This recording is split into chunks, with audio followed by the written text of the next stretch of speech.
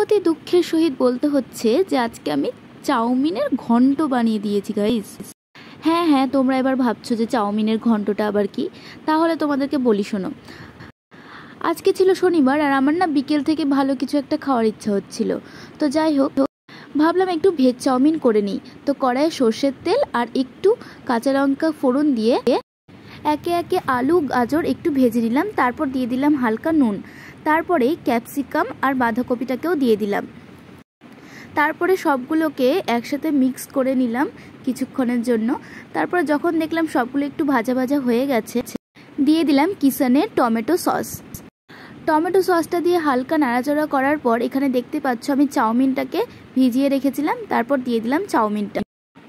এবার বলি যে আমি কেন এটাকে চাউমিনের ঘন্ট বললাম।